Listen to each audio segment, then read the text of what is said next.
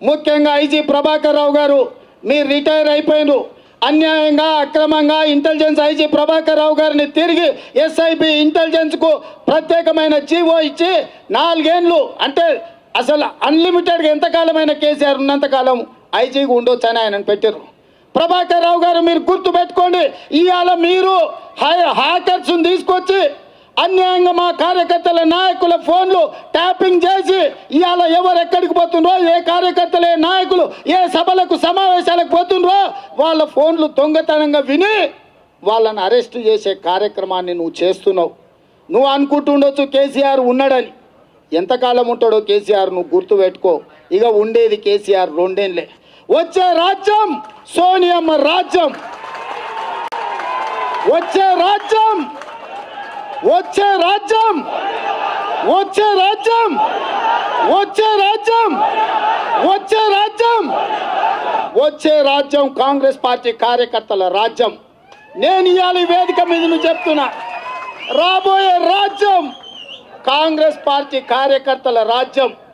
ప్రభాకర్ రావు గుర్తుపెట్టుకో బిడ్డ, ఈ వేదిక మీద నుంచి చెప్తున్నా, నువ్వు ఒక ప్రైవేట్ సైన్యాన్ని నిర్మించిన పోలీసులలా నీ కొలుపళ్లను 20 ఏళ్ల కింద రిటైర్ అయిపోయిన వాళ్ళను తీసుకొచ్చి పోలీసులలో నియామకాలు చేసి నియమ నిబంధనలను తుంగలో తొక్కి మా ఫోన్లు ట్యాపింగ్ చేసి మా వాళ్ళని ఇబ్బందికి గురి చేస్తున్నావు.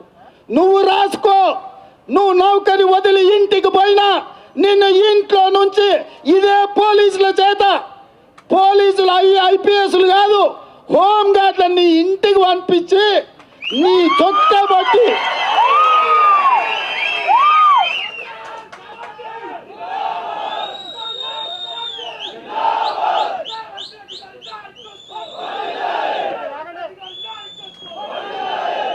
నువ్వు అనుకుంటుండొచ్చు ఆ ప్రగతి భవన్ అట్లనే ఉంటుంది, కేసీఆర్ ఇట్లనే ఉంటాడు, కేటీఆర్ నాటకాలు సాగుతాయని. 2 ఏళ్ళు గుర్తుపెట్టుకో. 730 రోజులు గోడ మీద బొగ్గు తీసుకొని గీతలు గీసుకో, రోజులు లెక్క పెట్టుకో. చదువు రాకపోతే ఒక్కొక్క గీత బొగ్గుతో గీసుకో. 730 రోజుల తర్వాత 1 గంట కూడా నీకు ఉండదు.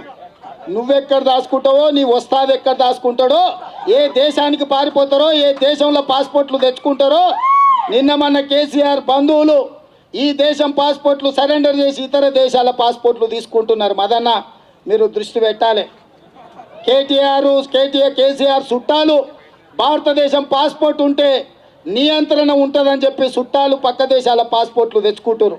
ప్రభాకర్ రావు నువ్వు కూడా తెచ్చుకోవాల్సిన పరిస్థితి వస్తుంది. పక్క దేశం పోయినా బొక్కలకు పోయినా పొగబెట్టి ఎలుకల్ని బయటికి తెచ్చినట్టు మిమ్మల్ని బయటికి తీసుకొస్తాం. మీరు అనుకుంటుండొచ్చు ఎప్పటి కేసీఆర్ ఉంటారు మమ్మల్ని కాపాడతాడని. ఆ రోజు వస్తుంది ప్రగతి భవన్ మీద మేమందరం కలిసి చుట్టుముట్టినప్పుడు ప్రగతి భవన్ ఇటుకలు మా కాంగ్రెస్ పార్టీ కార్యకర్తలు తలా ఒకటి పీక్కున్నప్పుడు కేసీఆర్ గడీలను కుప్ప గూల్చినప్పుడు ఆ గడీల కింద నేల మలిగలలో మీరు దాచుకున్న ఎవరిని వదలం, చట్టం పరిధిలో మిమ్మల్ని శిక్షిస్తామని నేను చెప్తున్నా. ఇప్పటి వరకు సాగిన మీ ఆటలు చాలు, ఇక కట్టి పెట్టండి.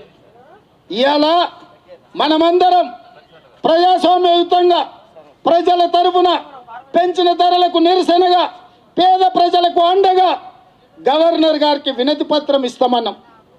గవర్నర్ గారు నిన్నమన్నటి వరకు ఇక్కడనే ఉన్నారు, అందరికి ఇచ్చారు. మనం ఎప్పుడైతే కాగితం పెట్టినామో అమ్మగారు పోయి పాండిచేరిలో కూర్చున్నారు. నేను అడుగుతున్నా, అమ్మ గవర్నర్ అమ్మ, మేము ఏం అడిగినామమ్మా? మా వచ్చిన వాళ్ళందరికీ ఏమన్నా బువ్వ పెట్టమన్నామా? మాకు అందరికీ ఏమన్నా తువకర్సులు ఇవ్వమన్నామా? మా వాళ్ళే గుగ్గిల్లో పల్లీలో బఠానీలో తెచ్చుకున్నారు, తిన్నారు, ఇన్ని మంచినీళ్ళు దొరికితే తాగిరు, లేకపోతే లేదు. ఓ కాగితం ఇస్తామన్నాం. ఇంకా కాగితం తీసుకొని కూడా మీకు ఎందుకమ్మా కష్టం? ఇవాళ ఆయన చెప్తున్నాడు గవర్నర్ ఆఫీస్ నుంచి ఒక ఆయన చేసి, సార్ అమ్మగారు లేరు అక్కడ ఉన్నారు, ఏందో ఆన్లైన్లోనంట మనం ఫిర్యాదు చేయాలన్నట. ఫిర్యాదు చేస్తే మేడం అక్కడ చూసుకుంటుందంట. నేను అడుగుతున్నా, తూర్పు ఏదో దేవుడికే చూసి దండం పెట్టినట్టే వివరాలు చెప్తున్నారు. కాబట్టి నేను ఇక్కడ ఉన్న కార్యకర్తలకు, మా పోలీస్ మిత్రులకు విజ్ఞప్తి చేస్తున్నా, మాకు ఆ గవర్నర్ గారి మీద, నరేంద్ర మోడీ మీద, కేసీఆర్ గారి మీద నమ్మకం లేదు. మాకు నమ్మకం ఉన్నది, మమ్మల్ని కాపాడేది డాక్టర్ బాబాసాహెబ్ అంబేద్కర్. మీకు ఉద్యోగం ఇచ్చింది, మాకు రక్షణ కల్పించింది డాక్టర్ బాబాసాహెబ్ అంబేద్కర్. ఈ నుంచి గిట్లా నడుచుకుంటూ పోతే కూతవేటు దూరంలో మా బాబాసాహెబ్ అంబేద్కర్ ఉన్నాడు. పెద్ద ఆయనకు ఆ వినతి పత్రం ఇచ్చి ఆయనకు దండం పెట్టి ఆయన కాళ్ళు మొక్కి పేదోళ్ళని కాపాడమని మేము అడుగుతాం. మేమేమంటలో మీకు సహకరిస్తాం. మేము క్రమశిక్షణ కలిగిన కార్యకర్తలం. మేము చట్టసభలలో పనిచేసిన వాళ్ళం, అనుభవం ఉన్న వాళ్ళం, మంత్రులుగా చేసిన వాళ్ళు, కేంద్ర మంత్రులుగా చేసిన వాళ్ళు, ఎంపీలుగా చేసిన వాళ్ళు, ఎమ్మెల్యేలుగా చేసిన వాళ్ళు, ప్రస్తుతం ఎంపీలు ఎమ్మెల్యేలుగా ఉన్న మేము చట్టాన్ని గౌరవించే వాళ్ళం, చట్టం అంటే తెలిసిన వాళ్ళం. మేమందరం క్రమశిక్షణతోటి మేము ఎట్లుంటామో మా కార్యకర్తలు గట్లే ఉంటారు. మేము అంబేద్కర్ గారి వరకు వచ్చి మా వినతి పత్రం ఇయ్యదలుచుకున్నాం. దయచేసి పోలీస్ మిత్రులు సహకరించాలి. మమ్మల్ని ఇబ్బంది పెట్టకండి, మీరు ఇబ్బంది పడకండి.